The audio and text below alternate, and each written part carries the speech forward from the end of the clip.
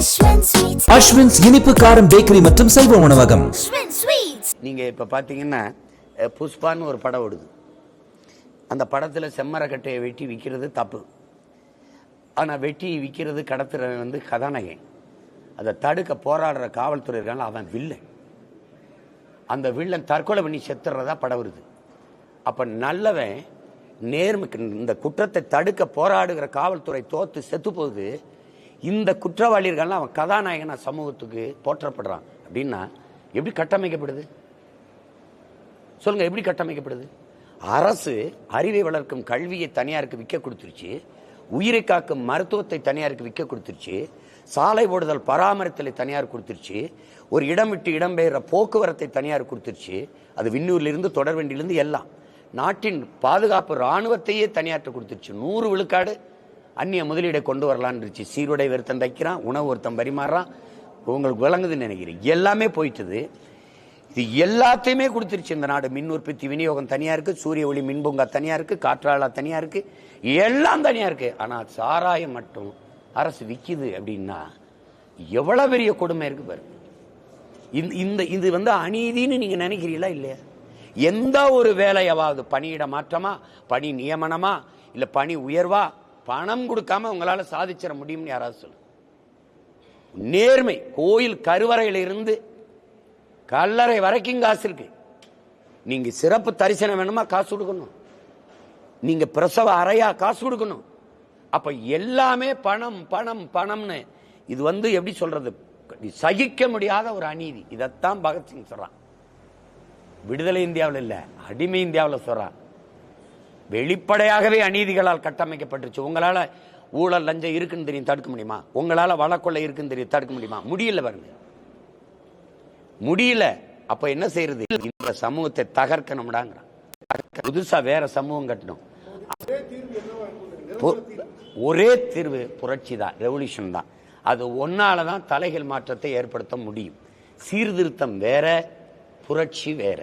சீர்திருத்தம் என்பது இந்த கட்டடத்துக்கு வெள்ளை அடிப்பது, இந்த ஜன்னலை மாற்றி வேற ஜன்னல் வைப்பது, இந்த கதவு சரியா இல்லைன்னு மாத்திட்டு வேற செப்பனிடுவது சீர்திருத்தம்.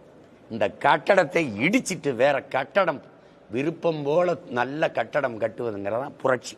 இங்க எல்லாமே தப்பா இருக்கு. இந்த அமைப்பு, நான் அமைப்பு தப்புங்கிறேன். அதை ஐயா ரஜினிகாந்த் போன்றவர்கள் சிஸ்டம் ராங்குங்கிறாங்க ஆங்கிலத்தில். அதுதான் இங்க இருக்கிறது. இந்த முறையில் நல்ல அரசியல் என்பதோ நல்ல ஆட்சி என்பதோ கனவிலும் கனவு. இது சாத்தியம் இல்லை. அப்போ ஒண்ணுதான், இலங்கையில வந்தது, பங்களாதேஷில் வந்தது, இங்க வரும்.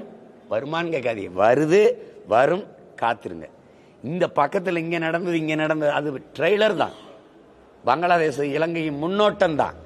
ஆனா மெயின் பிக்சர் இருக்குல்ல, அது இங்கதான் ஆரம்பிக்க போகுது. ஏன்னா அது ஒரு மாநில அளவு தான், அது ஒரு மாநில அளவு தான். இது 29 நாடுகள். என்ன ஆகும்னு பாருங்க. இலங்கையில 3 விழுக்காடு தான் ஜனதா வித்தி பிரமாண வாக்கு வச்சிருந்துச்சு. எத்தனை விழுக்காடு? 3. 50 விழுக்காட்டுக்கு மேல வாக்கை பெற்று இன்னைக்கு அதிபராயிருக்கார் அவர். அப்படின்னா அந்த நாடு தலைகள் மாற்றத்தை கண்டுச்சு. அது மாதிரி ஒரு பெரிய மக்கள் புரட்சி இங்க உருவாகும். எப்படி உருவாகும் கேளுங்க.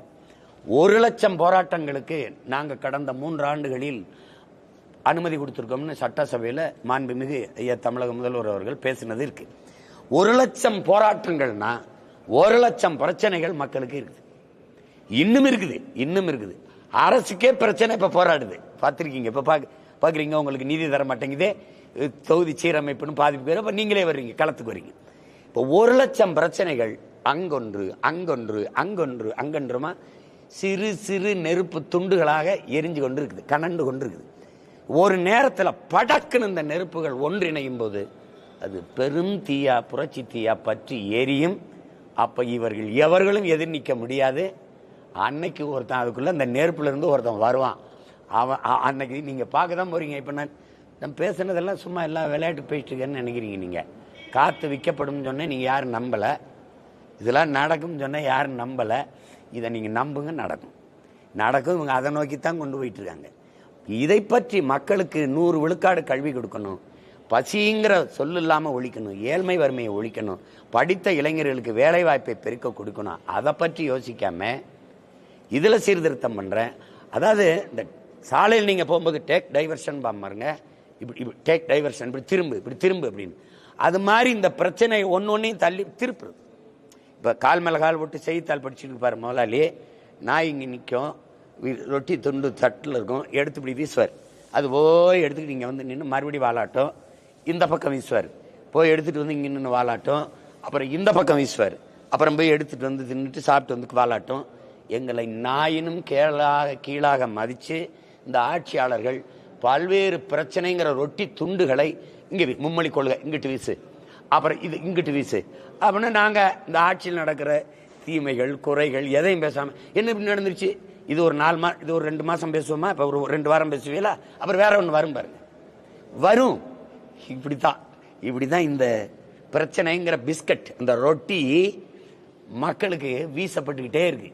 அது ஒவ்வொரு தடவை இந்த ஆட்சியாளர் சோகமா, ஹிட்லர் சொல்றான்ல, எப்பவும் மக்களை 24 மணி நேரமும் பதட்டமாகவே வைத்திரு, அப்பதான் அவன் ஆட்சியில் என்ன நடக்குதுன்னு சிந்திக்க மாட்டான். அவன் எங்களை பதட்டமாவே வைத்து கொண்டு இருக்கிறதுக்கு தான் இந்த அதிகாரம் செயல்படுது. அதை தகர்க்கணும்னு நான் நினைக்கிறேன். நீங்க என்ன செய்யலாம்னா ஒரே வழிதான், வாங்க புரட்சி செய்யலாம். செய்திகளை உடனுக்குடனும் துல்லியமாகவும் தெரிந்து கொள்ள சப்ஸ்கிரைப் பண்ணுங்க.